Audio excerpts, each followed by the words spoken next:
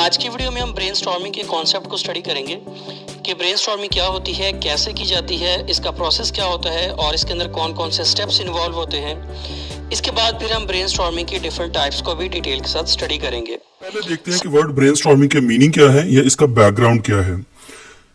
Brainstorming के concept को Alex F Osborne ने प्रेजेंट किया। बेसिकली एलेक्स एफ ऑसबॉर्न एक एडवर्टाइजिंग एग्जेक्टिव थे। 1940 के अंदर इन्होंने एक टर्म इंट्रोड्यूस की थिंकिंग अप के नाम से। इन्होंने अपने एम्प्लॉयज को कहा कि वो नए और क्रिएटिव आइडियाज पे काम करें।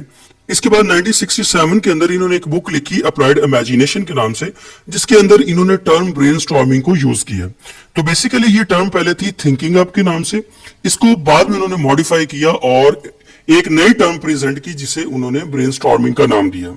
Brainstorming is defined as the creative process of generating new ideas or solution to a problem. कि जो ब्रेनस्टॉर्मिंग होती है ना, ये एक ऐसे क्रिएटिव प्रोसेस का नाम है जिसके थ्रू आप नए आइडियाज को जनरेट करते हैं या किसी प्रॉब्लम का सोल्यूशन देते हैं। मतलब ब्रेनस्टॉर्मिंग एक ऐसे क्रिएटिव प्रोसेस का नाम है जिसके थ्रू नए आइडियाज को जनरेट किया जाता है, नए आइडियाज को प्रेजेंट किया जाता है या किसी एक एग्जिस्टिंग प्रॉब्लम का एक बेस्ट पॉसिबल सोल्यूशन दिया जाता है। ब्रेनस्टॉर्मिंग एक बहुत इफेक्टिव डिसीजन मेकिंग टूल है बिकॉज ये आपको डिफरेंट आइडियाज देता है और किसी भी एक प्रॉब्लम के जो डिफरेंट इनसाइट्स हैं वो प्रोवाइड करता है और उसकी बेस पे आप बेस्ट पॉसिबल अल्टरनेट को सिलेक्ट करते हैं या बेस्ट पॉसिबल आइडिया को सिलेक्ट करते हैं, उसी के ऊपर काम करते हैं और उसी को इंप्लीमेंट करते हैं। तो इसके थ्रू क्या होता है कि आपकी जो डिसीजन मेकिंग होती है ना वो इफेक्टिव होती है, क्योंकि यहाँ पे ब्रेनस्टॉर्मिंग के अंदर आपके पास नंबर ऑफ आइडियाज आते हैं, डाइवर्स आइडियाज आते हैं, डिफरेंट सोल्यूशन आते हैं किसी भी एक पर्टिकुलर प्रॉब्लम के। उसके अंदर से आप किसी एक अप्रोप्रिएट ऑप्शन को सिलेक्ट करते हैं और फिर उसी को इंप्लीमेंट करते हैं। तो बेसिकली ब्रेनस्टॉर्मिंग एक प्रॉब्लम सॉल्विंग टेक्निक है। इसके थ्रू आप किसी एक पर्टिकुलर प्रॉब्लम को सॉल्व करते हैं या किसी भी एक पर्टिकुलर चीज के बारे में नए या क्रिएटिव आइडियाज को लेके आते हैं। अब हम देखते हैं कि ब्रेनस्टॉर्मिंग का प्रोसेस क्या होता है या इसके अंदर कितने स्टेप्स इन्वॉल्व होते हैं। सबसे पहले इसका स्टेप होता है define and agree the objective. जब ब्रेनस्टॉर्मिंग की जाती है तो ब्रेनस्टॉर्मिंग के अंदर बहुत सारे लोग इन्वॉल्व होते हैं और हर एक इंडिविजुअल अपने अपने आइडिया को प्रेजेंट करता है और उसके ऊपर फिर डिस्कशन होती है। तो सबसे पहले ब्रेनस्टॉर्मिंग करने से पहले आप अपने ऑब्जेक्टिव को डिफाइन करते हैं कि आप ब्रेनस्टॉर्मिंग करना क्यों चाह रहे हैं, आपका ऑब्जेक्टिव क्या है, ये कौन सा ऐसा प्रॉब्लम है जिसका आप सोल्यूशन तलाश करना चाहते हैं या जिसके लिए आपको आइडियाज चाहिए। तो सबसे पहले आप अपने ऑब्जेक्टिव को डिफाइन करते हैं, उसके बाद फिर आप उस प्रॉब्लम के ऊपर या उस ऑब्जेक्टिव के ऊपर ब्रेनस्टॉर्मिंग करते हैं। हर एक इंडिविजुअल अपने आइडियाज देता है, अपनी सजेशंस देता है, फिर उसके ऊपर डिस्कशंस होती हैं। अब ये जो ब्रेनस्टॉर्मिंग है ना, इसके अंदर कितने लोग इन्वॉल्व होंगे या इसका टाइम ड्यूरेशन क्या होगा, ये डिपेंड करता है कि आपको जो प्रॉब्लम है उसकी क्रिटिकलिटी क्या है।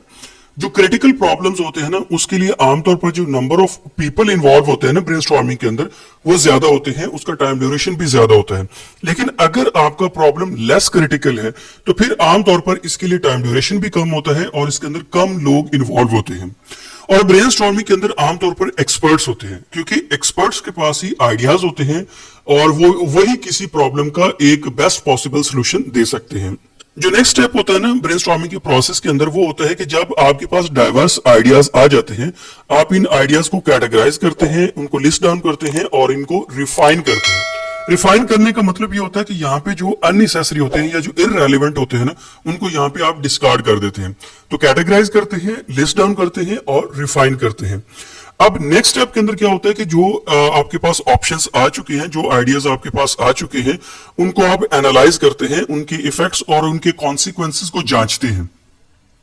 ठीक है, जब आपको हर आइडिया के कॉन्सिक्वेंसेस का, उसके इफेक्ट्स का पता चल जाता है तो फिर आप डिफरेंट ऑप्शंस को प्रायोरिटाइज करते हैं और जो टॉप मोस्ट आपका आइडिया होता है या कोई ऐसा ऑप्शन जो कि टॉप प्रायोरिटी का है, उसको आप सिलेक्ट करते हैं। उसके अकॉर्डिंग आप अपना एक्शन प्लान बनाते हैं और एक्शन प्लान के अंदर आप अपने टाइम स्केल को भी डिफाइन करते हैं। एक्शन प्लान के अंदर क्या होता है कि किस इंडिविजुअल की क्या रिस्पॉन्सिबिलिटीज होंगी, टारगेट डेट क्या होगा, टाइम क्या होगा। मतलब जो भी आपने बेस्ट पॉसिबल ऑप्शन सिलेक्ट किया है उसकी इंप्लीमेंटेशन का आप एक फ्रेमवर्क बनाते हैं, एक एक्शन प्लान बनाते हैं कि जो आपने बेस्ट पॉसिबल ऑप्शन सिलेक्ट किया है उसको कैसे इंप्लीमेंट किया जाएगा, किसकी क्या रिस्पॉन्सिबिलिटीज होंगी, टारगेट डेट क्या होगी। जो नेक्स्ट स्टेप होता है ना ब्रेनस्टॉर्मिंग का, यहां पे आप अपनी प्रोग्रेस को मॉनिटर करते हैं या कंट्रोल करते हैं या फॉलो अप देते हैं कि जो ऑप्शन आपने सिलेक्ट किया था, जिसको आपने इंप्लीमेंट करना था, क्या वो एग्जैक्टली वैसे इंप्लीमेंट हो गया है या नहीं हो गया। तो यहां पे आप अपनी प्रोग्रेस को चेक करते रहते हैं। तो ये तो ब्रेनस्टॉर्मिंग का प्रोसेस था। अब हम ब्रेनस्टॉर्मिंग की डिफरेंट टाइप्स को स्टडी करते हैं। ब्रेनस्टॉर्मिंग की 3 टाइप्स होती हैं। एक को कहते हैं स्ट्रक्चर्ड ब्रेनस्टॉर्मिंग, नेक्स्ट है अनस्ट्रक्चर्ड ब्रेनस्टॉर्मिंग, और इसके बाद फिर है साइलेंट ब्रेनस्टॉर्मिंग। सबसे पहले स्टडी करते हैं स्ट्रक्चर्ड ब्रेनस्टॉर्मिंग क्या होती है। जैसे कि अपने नाम से ऑब्वियस है ना, यहाँ पे एक स्ट्रक्चर को फॉलो किया जाता है। स्ट्रक्चर को इस तरह फॉलो किया जाता है कि आपके पास ब्रेनस्टॉर्मिंग के अंदर जितने भी लोग इन्वॉल्व हैं, वो किसी एक राउंड टेबल के गिर्द लोग बैठ जाते हैं, और आमतौर पर इस तरह की जो ब्रेनस्टॉर्मिंग होती है ना, इसके अंदर एक फैसिलिटेटर होता है और एक रिकॉर्डर होता है, जो कि हर एक के आइडिया को रिकॉर्ड करता है। अब यहाँ पे क्या होता है कि हर इंडिविजुअल जो भी ब्रेनस्टॉर्मिंग के अंदर इन्वॉल्व है, सबको इक्वल चांस मिलता है कि वो अपने आइडिया को प्रेजेंट करे। यहाँ पे टर्म सिस्टम होता है कि हर इंडिविजुअल अपनी टर्म पे अपने एक आइडिया को प्रेजेंट करता है, फिर नेक्स्ट इंडिविजुअल की बारी आती है, फिर उसके बाद नेक्स्ट इंडिविजुअल की बारी आती है। इसी तरह हर एक इंडिविजुअल को इक्वल चांस दिया जाता है कि वो अपने आइडिया को प्रेजेंट करे, लेकिन एक टर्न के अंदर हर इंडिविजुअल सिर्फ एक आइडिया को प्रेजेंट कर सकता है। जब वो अपने आइडिया को प्रेजेंट कर लेता है, तो जो नेक्स्ट इंडिविजुअल होता है ना, उसको टाइम दिया जाता है, वो अपने आइडिया को प्रेजेंट करता है। इसी तरह टर्न बाय टर्न बार बार जो है ना, जितने भी लोग ब्रेनस्टॉर्मिंग के अंदर इन्वॉल्व होते हैं, सब अपने अपने आइडिया को प्रेजेंट करते हैं। अब इसका एडवांटेज ये है कि हर एक इंडिविजुअल को ना इक्वल चांस मिलता है कि वो अपने आइडिया को प्रेजेंट कर सके, लेकिन इसका एक डिसएडवांटेज ये है कि चूंकि हर एक इंडिविजुअल को एक ही टर्न के अंदर सिर्फ एक आइडिया प्रेजेंट करने के लिए कहा जाता है ना, अब इसमें यह चांस है कि किसी एक इंडिविजुअल के पास बहुत सारे आइडियाज हों, लेकिन उसको उसकी उतनी टर्न्स ही ना आए। फॉर एग्जांपल, आपने 4 to 5 टर्न्स के अंदर ब्रेनस्टॉर्मिंग को खत्म कर दिया, तो किसी इंडिविजुअल के पास 8 से 10 आइडियाज थे, तो उसकी बारी नहीं आई कि उसने सब आइडियाज को प्रेजेंट कर सके। तो ये इसका एक डिसएडवांटेज है। इसके अलावा एक इसका डिसएडवांटेज ये भी हो सकता है, चूंकि आप हर एक इंडिविजुअल को टर्न बाय टर्न टाइम देते हैं, तो कोई ऐसा भी इंडिविजुअल हो सकता है जिसके पास कोई 1-2 आइडिया हो, उसके बाद उसके पास कोई आइडिया ही ना हो। तो यहाँ पे आप उसको खामखा पास ऑन करेंगे कि वो अपनी टाइम के ऊपर कुछ डिस्कशन करे, कुछ आइडिया दे, बल्कि उसके पास तो कोई आइडिया है ही नहीं। तो इसलिए आप नेक्स्ट इंडिविजुअल की तरफ मूव कर जाते हैं। तो ये है स्ट्रक्चर्ड ब्रेनस्टॉर्मिंग। जो नेक्स्ट टाइप है ना ब्रेनस्टॉर्मिंग की, वो है अनस्ट्रक्चर्ड ब्रेनस्टॉर्मिंग। अब जैसे कि नाम से ऑब्वियस है ना, ये किसी स्ट्रक्चर को फॉलो नहीं करता। यहाँ पे क्या होता है कि हर एक इंडिविजुअल जो भी ब्रेनस्टॉर्मिंग के अंदर इन्वॉल्व है, हर एक इंडिविजुअल के पास चांस है कि वो जब कभी चाहे अपने आइडिया को प्रेजेंट कर सकता है। यहाँ पे कोई टर्न सिस्टम नहीं होता, कोई टर्न की रिस्ट्रिक्शन नहीं होती, बल्कि हर एक इंडिविजुअल अपने आइडिया को प्रेजेंट कर सकता है। उसके पास जितने भी आइडियाज हैं, वो सब के सब आइडियाज को प्रेजेंट कर सकता है। तो यहाँ पे किसी भी स्ट्रक्चर को फॉलो नहीं किया जाता। इसका एक पॉजिटिव एस्पेक्ट तो ये है ना कि किसी एक इंडिविजुअल के पास अगर नंबर ऑफ आइडियाज है, तो वो अपने सब आइडियाज को प्रेजेंट कर सकता है। लेकिन एक इसका डिसएडवांटेज ये भी है, चूंकि यहाँ पे कोई स्ट्रक्चर फॉलो नहीं होता ना ही कोई टर्न सिस्टम होता है, तो यहाँ पे ये चांस होता है कि कोई एक इंडिविजुअल, कोई एक मेंबर ही उस सेशन को टेक ओवर कर ले, वही बार बार अपने आइडियाज को प्रेजेंट करता रहे और दूसरे इंडिविजुअल्स को टाइम ही ना मिल पाए। इससे इस चीज का चांस होता है कि आपके पास कोई एक बेस्ट आइडिया जो है ना, वो मिस हो जाए, क्योंकि हो सकता है कि किसी एक इंडिविजुअल को टाइम ही ना मिले या उसको कम टाइम मिले, क्योंकि यहाँ पे कोई स्ट्रक्चर तो होता नहीं, बल्कि जिसका जब दिल चाहता है ना, वो टेक ओवर कर लेता है सेशन को, वो वहां पे अपने आइडियाज को प्रेजेंट करता रहता है। तो इसमें चांस होता है कि किसी भी इंडिविजुअल का कोई एक ऐसा आइडिया मिस हो जाए जो कि बेस्ट पॉसिबल आइडिया हो। अब जो नेक्स्ट टाइप है ना ब्रेनस्टॉर्मिंग की, वो है साइलेंट ब्रेनस्टॉर्मिंग।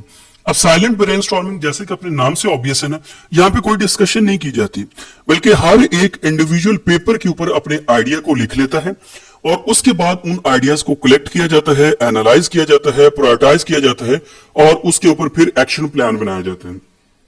मतलब यहाँ पे कोई डिस्कशन नहीं होती। स्ट्रक्चर के अंदर भी डिस्कशन होती है, अनस्ट्रक्चर्ड के अंदर भी डिस्कशन होती है, जबकि साइलेंट ब्रेनस्टॉर्मिंग के अंदर पेपर के ऊपर आइडियाज लिखे जाते हैं। हर इंडिविजुअल, हर मेंबर पेपर के ऊपर अपने आइडियाज को प्रेजेंट करता है और उसके बाद उनको कलेक्ट किया जाता है, एनालाइज किया जाता है और प्रायोरिटाइज किया जाता है। अब इसका एक बड़ा डिसएडवांटेज ये है ना कि आमतौर पर इससे जो आइडियाज है ना, वो कम रिसीव होते हैं, क्योंकि यहाँ पे लिखना होता है और लिखने में आमतौर पर कुछ लोग ज्यादा इंटरेस्टेड नहीं होते, वो बोलने में ज्यादा इंटरेस्टेड होते हैं। अगर वो अपने आइडियाज को प्रेजेंट कर रहे हैं और कोई इसको रिकॉर्ड कर रहा है तो वो इसको अच्छा समझते हैं। लेकिन अगर वो लिखने बैठेंगे ना तो आमतौर पर जो लिखने की हैबिट होती है ना वो लोगों में कम होती है, जिसकी वजह से इस चीज के चांस होते हैं कि अगर उसके पास बहुत सारे आइडियाज हैं तो उसमें वो बहुत कम आइडिया को प्रेजेंट करे। इसके अलावा इसका एक दूसरा ड्रॉबैक ये होता है कि आमतौर पर जो डिस्कशन होती है ना तो डिस्कशन में आइडियाज से आइडियाज निकलते हैं। फॉर एग्जाम्पल किसी एक इंडिविजुअल ने कोई आइडिया प्रेजेंट किया, उससे किसी के और माइंड में कोई ऐसा आइडिया क्लिक हुआ तो उसने उस एंगल पे भी सोचना शुरू किया। तो जब हम डिस्कशन करते हैं ना तो उसमें आइडियाज से आइडियाज निकलते हैं। तो चूंकि ये साइलेंट ब्रेनस्टॉर्मिंग है, यहाँ पे सिर्फ इन राइटिंग आइडियाज होते हैं, तो इसलिए यहाँ पे जो आइडिया से आइडिया निकालना होता है ना वो यहाँ पे नहीं होता। ये थर्ड टाइप है ब्रेनस्टॉर्मिंग की।